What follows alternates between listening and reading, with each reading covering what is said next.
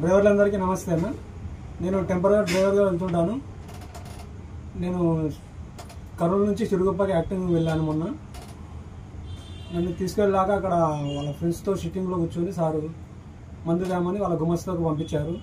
ఆ గుమస్తా బండి పంచర్ అయినందున నాకు కాల్ చేసి అతను కార్ తీసుకుని రండి అని చెప్పారు.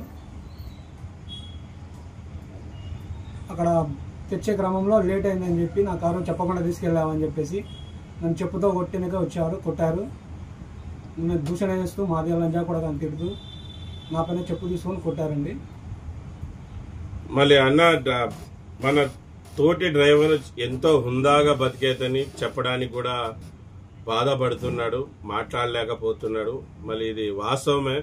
అతను జరిగిన అవమానం నాకు జరిగినా మీకు జరిగినా మీ నోట కూడా మాట రాదు. మళ్ళీ దేవుడు నోరిచ్చినది మనకి తినడానికి మాత్రమే కాదు, మనకు అన్యాయం జరిగితే ప్రశ్నించడానికి కూడా.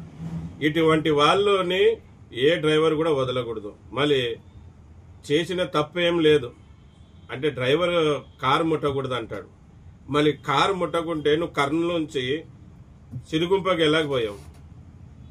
మళ్ళీ నీ గుమాస్తానే కదా నా బండి పంచర్ అయింది, నువ్వు రా కారు వేసుకొని సారోళ్ళకి మందు తీసుకురావాలని చెప్పింది నీ గుమాస్తనే కదా. డ్రైవర్కి అతనికి ఏం సంబంధం లేదు, అతను ఎవరో కూడా డ్రైవర్కి తెలియదు కదా. మళ్ళీ నువ్వే నీ గుమాస్తనే నీ కోసమే మందుకు పోతే నువ్వు వచ్చినాక తాగి మైకంలో ఉండి ఇలాగ డ్రైవర్లని నోటికి వచ్చినట్టు మాట్లాడి డ్రైవర్ల మీద చేయి చేసుకుంటావా? ఎవరు అడిగేవాళ్ళు లేరు అనుకుంటున్నావా? నిన్నైతే ఊకే వదిలిపెట్టే పరిస్థితి లేదు.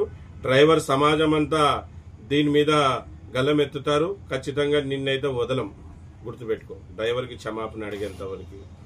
మళ్ళీ డ్రైవర్ అన్నలారా, మళ్ళీ మన డ్రైవర్ అన్నకి న్యాయం జరగకుంటే అతన్ని హోటల్ దగ్గరికి వెళ్దాం, అతని ఇంటి దగ్గరికి వెళ్దాం. మన దగ్గర సాక్ష్యాలు కూడా ఉన్నాయి, మనకు సాక్ష్యం కూడా ఉంది. వాళ్ళు మాట్లాడిన వాయిస్ రికార్డులు కూడా ఉన్నాయి.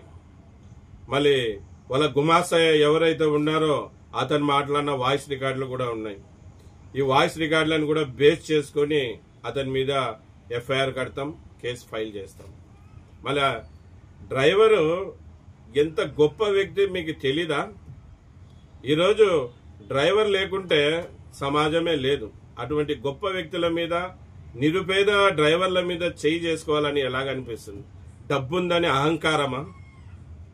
అహంకారం వదిలిస్తాం. నిరుపేద డ్రైవర్లకు ఎవరు అడిగేవాళ్ళు లేరు అనుకుంటున్నారా? డ్రైవర్ల కోసం డ్రైవర్ యూనియన్లు ఉన్నాయి. ఖచ్చితంగా మిమ్మల్ని అయితే ఊకే వదిలిపెట్టాం, మీకు గుణపాఠం అనేది చెప్తాం. మళ్ళీ దేశ ప్రధానమంత్రి వస్తున్నారు కనుక మేము కూడా ఇప్పుడు ఎటువంటి కార్యక్రమాలు చేయకూడదు కనుక మేము సైలెంట్ గా ఊకే కేసు ఫైల్ చేసి వచ్చాం. మళ్ళీ ఈ వీడియో మీ దగ్గర కూడా పంపిస్తాం. నా పేరు ఎస్ అన్వర్ బాషా.